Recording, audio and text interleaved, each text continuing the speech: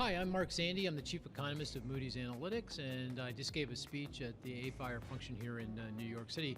The word I would use for my speech is lugubrious. Lugubrious means a little down, and that's how I feel about the economy. The economy is struggling. I can see that in GDP, the value of all the things that we produce grew very slowly in the first half of the year. Manufacturing and construction are contracting. Consumer spending has been flat since the beginning of the year. It's not that we're in recession, we're not that. The consumers are still, out there doing things, but we're not going anywhere fast. And I think the thing that's most nerve-wracking at this point is jobs. The job market has come to a standstill. Job growth is flirting with zero and some negative numbers. So we're very close to the precipice of a downturn. The problem is policy, economic policy. It's weighing on growth and adding to inflation. That goes to the tariffs. The tariff rate began the year around 2%. Looks like it's headed towards 15 percentage points. You kind of do a little bit of arithmetic. That's going to add about a percentage point to inflation, maybe a little bit more. Reduce growth by about a percentage point, maybe a little less. The other policy that's creating some difficulty, and it works in the same way as tariffs, reducing growth and adding to inflation, is highly restrictive immigration policy.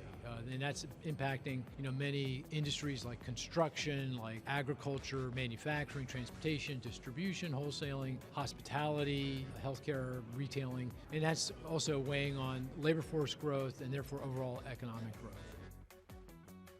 Inflation is picking up for other reasons, the tariffs and immigration policy, but Fed independence is a concern. There's a long history of the loss of central bank independence in other countries, even here in the United States. If you go back into the early 70s, Richard Nixon, the president, captured Arthur Burns, the chair of the Fed at the time. It's well documented in the Nixon tapes, and Arthur Burns kept rates too low for too long, and that ultimately generated or helped to contribute, there's many reasons, for the high inflation of the 70s and 80s, but contributed to the higher inflation of that period, and ultimately was only eradicated when the central bank reassumed its independence with Paul Volcker, and he clamped down with very high interest rates. So we really don't want to go down that path, but that's certainly a concern in the context of the discussion from the administration about lowering rates very aggressively and keeping them lower for a long period of time.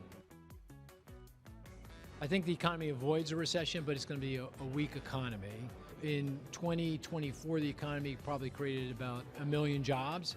In 2025, it's going to create 750,000 jobs. In 2026, it'll be close to zero. Unemployment will tick higher as a result, not as high as you might expect because of the immigration policy. There's just no workers out there. And interest rates are going to go lower, particularly short-term interest rates. The Federal Reserve is going to cut rates. The federal funds rate target sitting at 4.25%, 4.5% today. If you told me a year from now, if we reconvene, it's sitting at 2.75%, 3%. That sounds about right to me. So rates are going down. There's a lot of cross currents, and the CRE market has already done a lot of adjusting. Prices are down for most property types in most parts of the country. So I think it's going to be kind of a treading water year, the next 6-12 months.